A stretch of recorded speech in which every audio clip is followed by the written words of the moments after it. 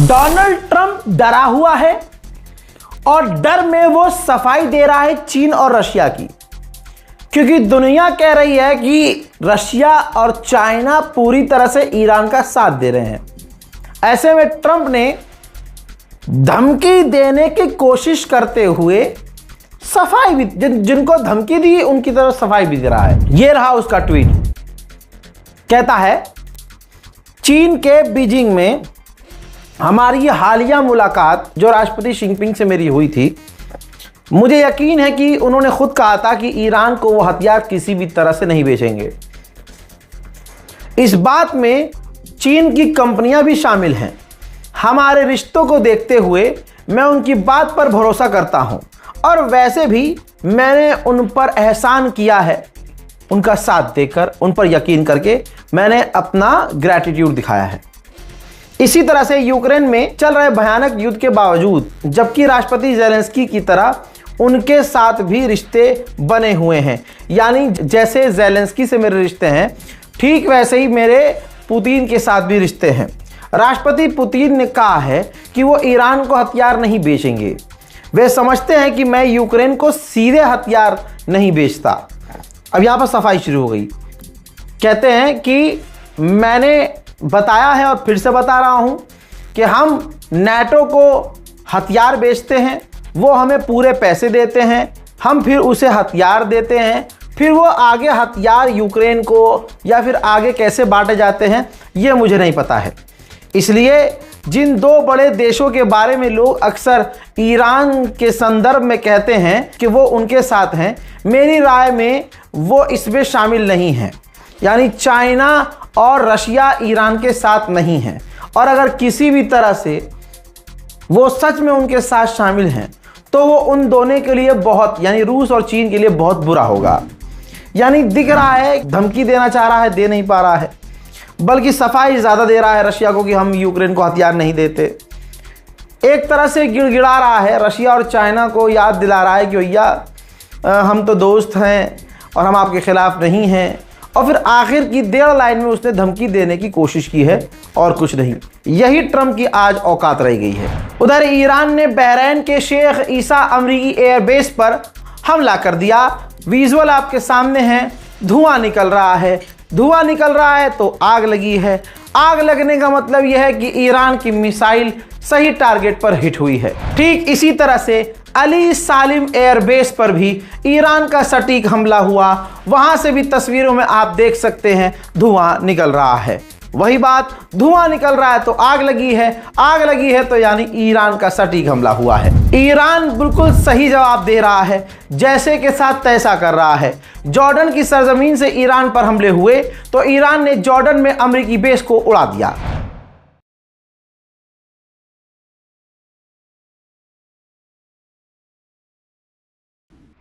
अल्लाह अकबर। सिर्फ यही नहीं, इराक में अमरीकी और कुर्दिश बेस पर ईरान ने एक साथ धपड़ धपड़ धूम किया है। देखिए,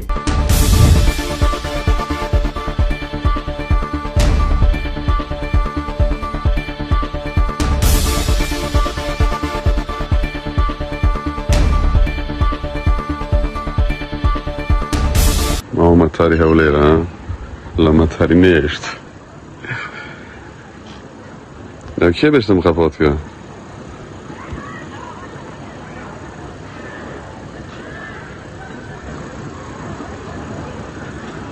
كده هي الحمولة يكي واقل برندري بقران چند درونی باشه پیش होई पे हमें गेम आ ले देंग दे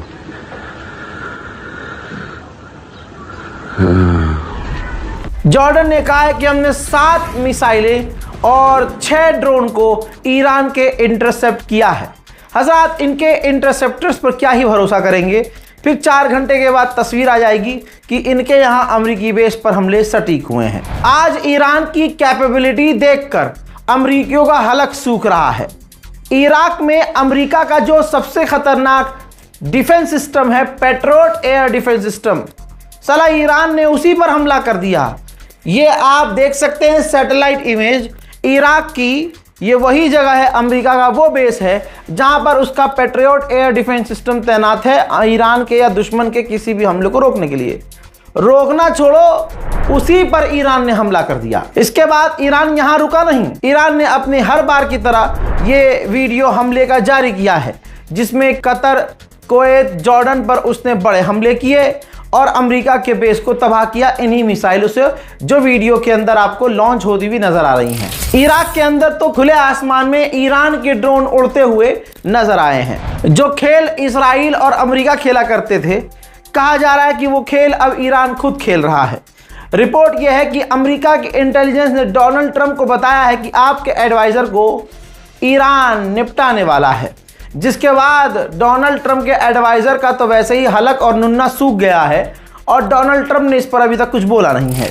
हजरात, सोशल मीडिया पर जैसे कॉकरोच जनता पार्टी के जो छात्र हैं और पार्टी गई भाड़ में जो छात्र मोदी के ट्वीट और मोदड़ी के जितने ट्वीट किए जा रहे हैं, सबको टॉयलेट पेपर की तरह इस्तेमाल, मतलब ना डर रही है ना घबरा रही है।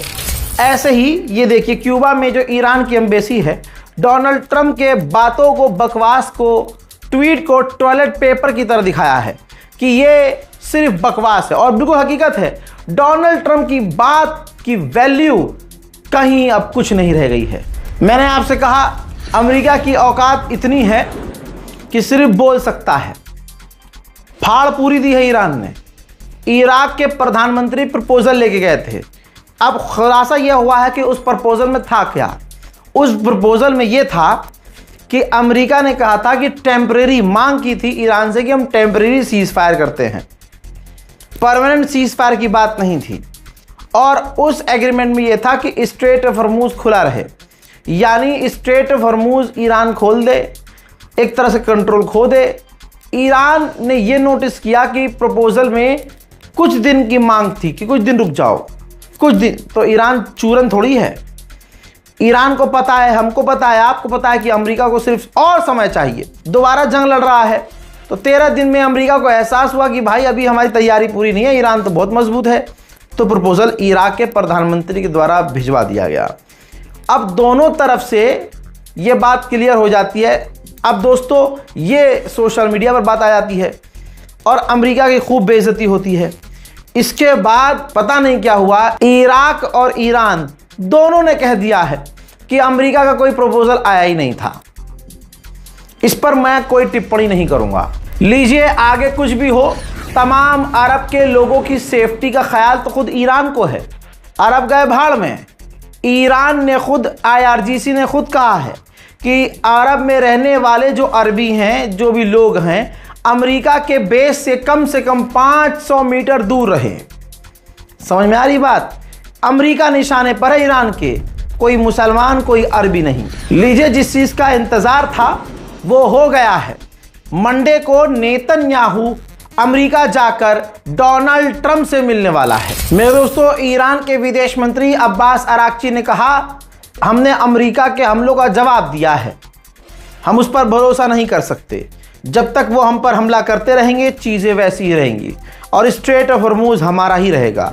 सुनिए। خب ببینید سازمان همکاری‌های شانگهای در حقیقت یک سازمان مترقی به حساب میاد که به هر حال کشورهایی که عمدتاً در منطقه ما هستند و با سیاست‌های یکجانبه گرایانه آمریکا و غرب و با نهادهای غربی که سعی میکنن تسلط خودشون رو بر روابط بین‌الملل، بر روابط اقتصادی، سیاسی و مالی بین‌المللی تحمیل بکنن، مقابله بکنن، خب یک محلی هست برای تبادل آرا و بحث در خصوص किर्गिस्तान में SCO की मीटिंग हो रही थी।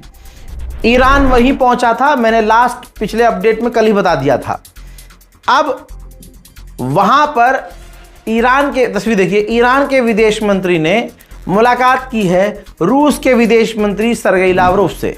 सिर्फ यही नहीं, SCO की मीटिंग में किर्गिस्तान में ईरान की मुलाकात पाकिस्तान और चीन से भी हुई है। ये तमाम ईरान के साथी ही हैं। उधर ओमान के विदेश मंत्री से फोन पर बात ईरान के विदेश मंत्री ने की है। मेरे दोस्तों, अमेरिका की फौज अपने सबसे एडवांस डिफेंस सिस्टम का इस्तेमाल कर रही है उनके पास वो काफ़ी तेज़ी से ख़त्म हो रहे हैं। डोनाल्ड ट्रंप की सरकार ने जब ये रिपोर्ट पढ़ी तो अब अपनी फ़ौज को आदेश दिया है, नहीं, ईरान के ख़िलाफ़ अपने ख़तरनाक डिफेंस सिस्टम और ख़तरनाक जो इंटरसेप्टर्स हैं उनका इस्तेमाल ना करो, क्योंकि उनको दोबारा से भरने और बनाने में समय बहुत लगेगा। तो भैया अपनी खुद तोड़वा लो।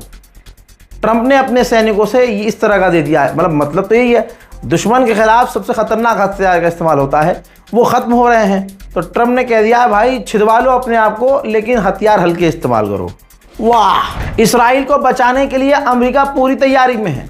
ज़रा तस्वीर देखिए, चुपके से अमेरिका और इसराइल के ही अंदर, अमेरिका और इसराइल की जो फ़ौज है इसराइल के अंदर ही मिलिट्री एक्सरसाइज और ड्रिल शुरू कर चुकी है। मेरे दोस्तों, यमन के हूथीज़ का खौफ सऊदी को अब इतना है कि ये देखिए, लाल सागर से अब नहीं गुजर रहे हैं सऊदी अरबिया के जहाज़, बल्कि अब एक लंबा रास्ता यूरोप की तरफ जाकर अफ्रीका को क्रॉस करते हुए ऑस्ट्रेलिया के करीब से गुजर रहे हैं। लाल सागर उन्होंने सऊदी अरब ने छोड़ दिया है। इसके बाद हुतीज़ ने ऐलान किया है कि लाल सागर खुला हुआ है, सिर्फ सऊदी अरब के जहाज़ों के लिए बंद है।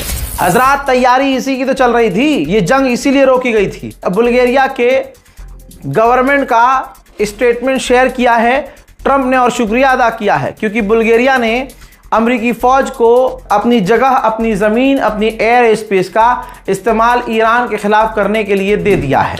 इसके बाद जब हमने डेटा खंगाला तो बुल्गारिया के अंदर से अमेरिका के जहाज़ उड़ान भर रहे हैं और वो मिडिल ईस्ट की तरफ जा रहे हैं। ब्रिटेन भी उतरा हुआ है ईरान के ख़िलाफ़ खुले मैदान में, और अब बुल्गारिया भी उतर आया है खुले मैदान में। तो अब आप समझ सकते हैं कि ईरान कितना अकेला है। उधर सेंटकॉम ने पोस्ट किया है कि मिडिल ईस्ट में हिमरास मिसाइलें जो हैं भारी मात्रा में लाई गई हैं।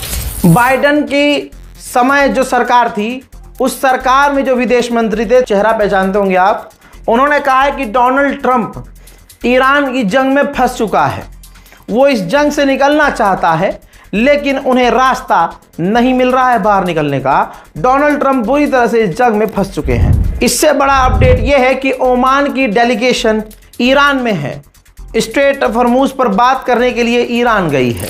एक बड़ा अरब का करोड़पति आदमी है, उसने कहा है, एक तरह से मैसेज दिया है ट्रंप को, ये सीज फायर बहुत ज़रूरी है, क्योंकि नुकसान कुवैत और दूसरे अरब देशों को बहुत ज़्यादा उठाना पड़ रहा है, सीधा इकोनॉमी पे फ़र्क पड़ रहा है। अमेरिकन एनर्जी एसोसिएशन ने कहा है कि इसी तरह से क्रूड ऑयल $100 प्रति बैरल लगातार बने रहे तो अमेरिका के हर एक नागरिक पर असर होने लगेगा, दिखने लगेगा।